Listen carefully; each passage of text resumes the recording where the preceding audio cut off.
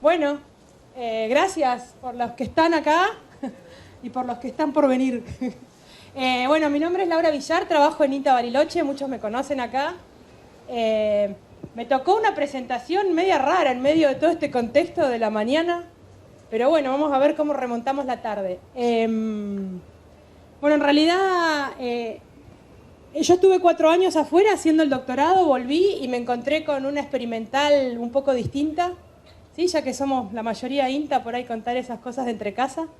Y bueno, ahora estoy inserta en un grupo interdisciplinario, ¿sí? Un grupo autoconvocado, le digo yo, porque todavía la estructura no está aprobada, pero bueno, no trabajo sola, sí, trabajo con otra gente, no se ve muy bien, pero somos muchos, y trabajamos en varias disciplinas, ¿sí? INTA tiene historia de, por ahí parafraseando, tenemos un viaje de 8 horas con mi compañero y hablamos de un montón de cosas, pero INTA tiene una historia de formación de referentes en temas. Y ahora está cambiando eso, ¿sí? Ya no hay más una persona que se dedica a algo específico, sino que es todo un grupo que tiene una visión más integral, y eso creo que es mucho más fructífero, por decirlo de alguna manera. Así que bueno, acá estamos todos, ¿sí? Hay gente que es becaria, hay gente que tiene muchos años de trayectoria, y una de las líneas de trabajo que tenemos es esta, ¿no? El uso de subproductos de la industria cervecera para la alimentación del ganado. Y me pusieron esa parte de enfoques de la bioeconomía, son estas palabras nuevas que aparecen ahora, que bueno, después veremos la definición. Bueno, el bagazo de cerveza, hay mucha gente que hace cerveza ahora y por ahí sabe de lo que estoy hablando, pero es el residuo que queda después de que el grano de cebada fue malteado, ¿sí? Que germinó, se cocinó y lo que queda con toda esa humedad es el bagazo. Y eso se conoce como malta. Una vez que se obtiene todo, ese bagazo, perdón, es húmedo, tiene nada más que 20-25% de materia seca, o sea que básicamente es agua, ¿sí? Agua con azúcares y proteína del grano y fibra, ¿sí? Que es la cáscara del grano. Solamente en Bariloche se estima que hay como unas 700 toneladas de bagazo anuales que se pueden utilizar para la alimentación animal. Y eso es un pasivo ambiental, ¿sí? No saben qué hacer con esto. Obviamente aparecieron primero los chancheros, los que iban a buscar a las cervecerías el residuo. Lo que pasa que este residuo expuesto al aire genera hongos y produce micotoxinas, y los cerdos son muy sensibles a las micotoxinas. Y después aparecieron los productores de ovinos o bovinos que lo van a retirar a la fábrica y se lo llevan. Lo que pasa es que se están llevando el 80% de agua, digamos, están transportando agua, y eso no solo tiene un costo de flete muy alto, sino que además va chorreando agua por todo el camino, y ya la municipalidad y las cervecerías eso ya no lo quieren más, digamos. O sea, se trata de que buscarle una vuelta a todo esto. Bueno, y esta visión de la bioeconomía sería justamente eso, ¿no? Producir bienes sustentables y servicios a través del uso de transformación de recursos biológicos, ¿sí? Si hablamos de este residuo, es un recurso que podría ser reutilizado, y ahí reduciríamos incluso la huella del carbono también. Bueno, ¿cuál es el contexto? La fuente de proteína en Patagonia por lo general viene de alimentos que vienen de otras regiones, ¿sí? Como son la harina de soja, bueno, el maíz es un caso de energía, o alimentos balanceados. Dentro del costo del alimento, del 100% del costo, el 40% es el flete, digamos. Es carísimo llevar alimento. Entonces todo lo que nosotros podamos reutilizar, utilizar o generar dentro del sistema y de la región disminuiría los costos. La forma de producir alimentos, estoy hablando por ejemplo de la soja, el maíz, con el uso de herbicidas y bueno, plaguicidas y todo lo demás, fertilizantes, está cada vez más cuestionado. Incluso hay estancias en el sur que ya no les permiten por ahí usar, los que certifican orgánicos, no les permiten usar granos que no vengan de regiones, digamos, o de establecimientos donde el grano sea orgánico ya, por toda esta carga de de químicos, ¿no?, que poseen. Después, cada vez más, y lo estuvimos hablando esta mañana, se trata de enfocar a una producción sustentable, ¿sí?, utilizar alimentos que sean producidos en formas compatibles con el cuidado del medio ambiente y socialmente aceptados. Y el uso de alimentos para ovinos y caprinos a partir de productos no convencionales, como puede ser producidos en la región, permitiría disminuir, bueno, esto que hablábamos, ¿no?, la huella de carbono del transporte, lo que significa llevar el alimento desde la región pampeana básicamente a Patagonia, y reducir costos de accesibilidad al alimento. Bueno, ¿dónde estaría ubicado el bagazo dentro de los principales alimentos utilizados para los animales? ¿Sí? Maíz, soja y pele de alfalfa es una de las cosas que más se usa. Por ahí aparece también el grano de avena y cebada en otras regiones. Pero lo que podemos ver acá es que el bagazo tiene, ¿sí?, una calidad muy similar a lo que es el pele de alfalfa. ¿Sí? El pele de alfalfa es la fuente de fibra más, el heno o el pele de alfalfa también, todo lo que es base alfalfa es la fibra más utilizada en la producción animal.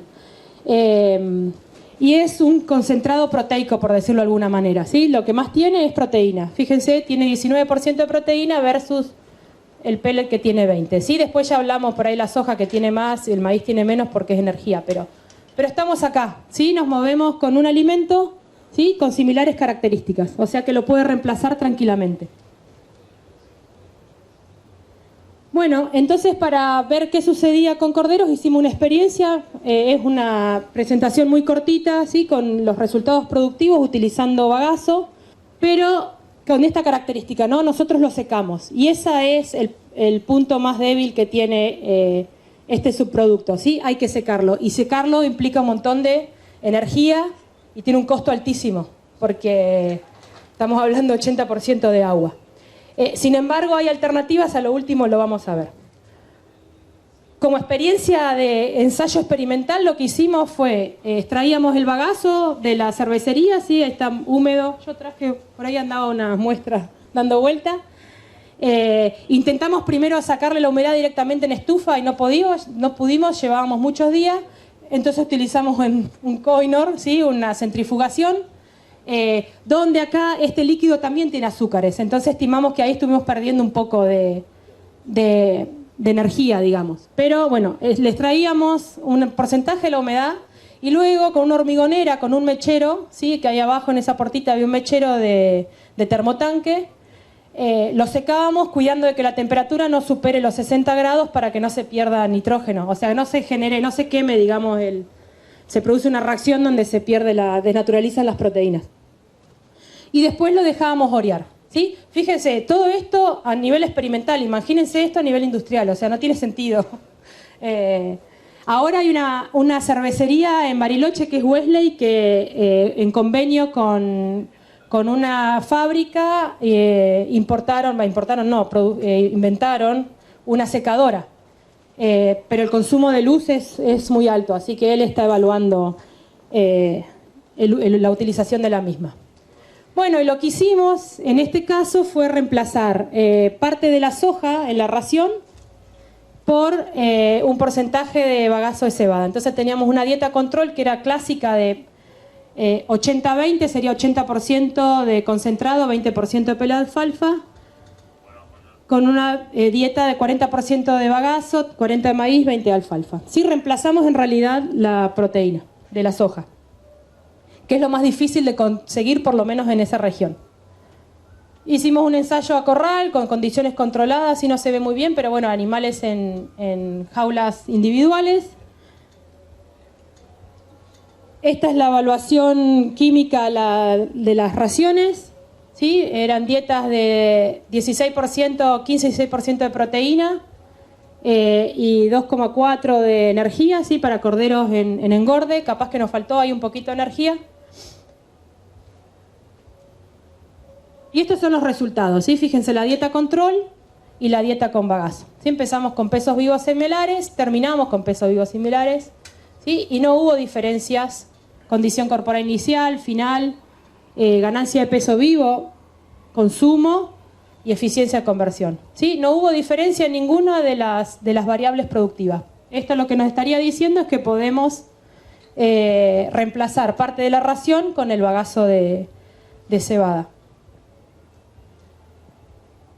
Bueno, el bagazo, nuestra conclusión es que el bagazo es una buena alternativa para disminuir el costo del engorde, pensando en que reemplazando la proteína de la soja.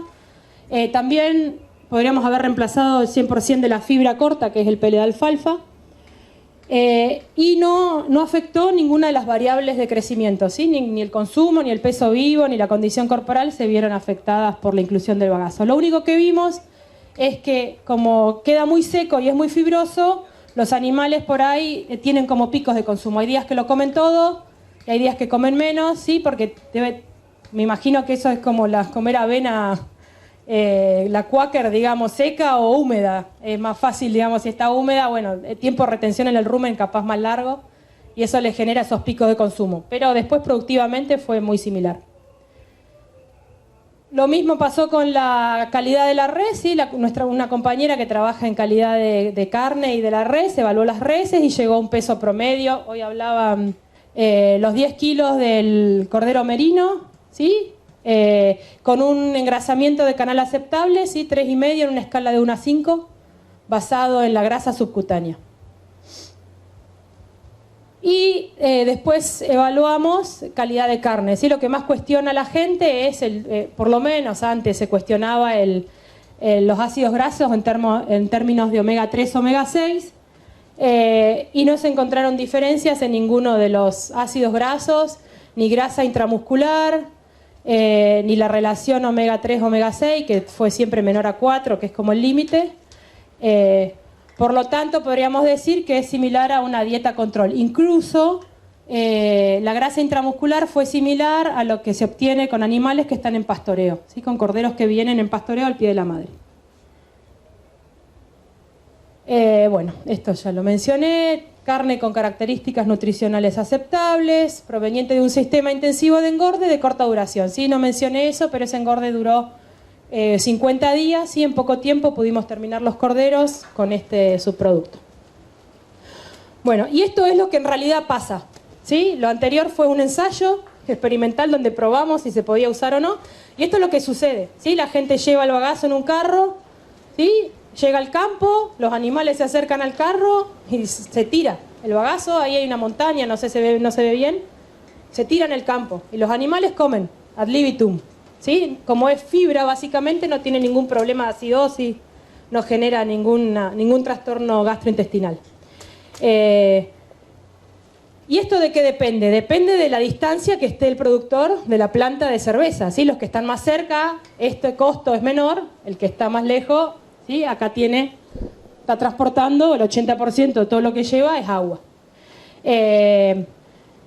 Como tiene un pH ácido, ¿sí? Se puede conservar.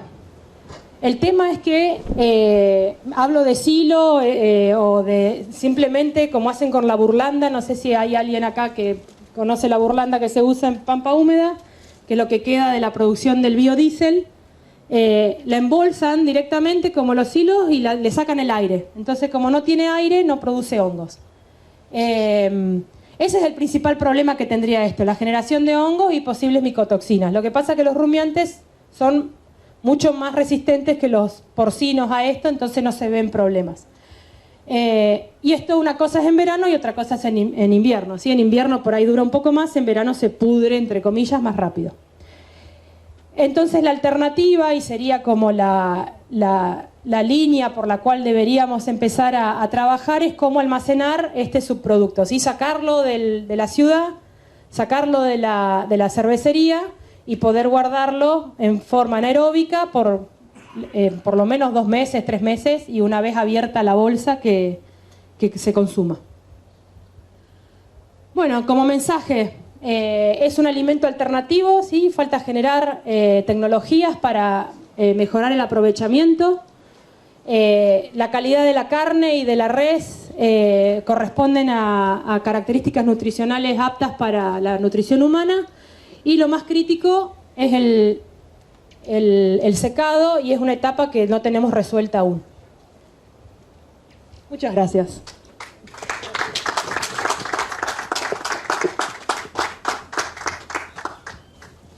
¿Preguntas?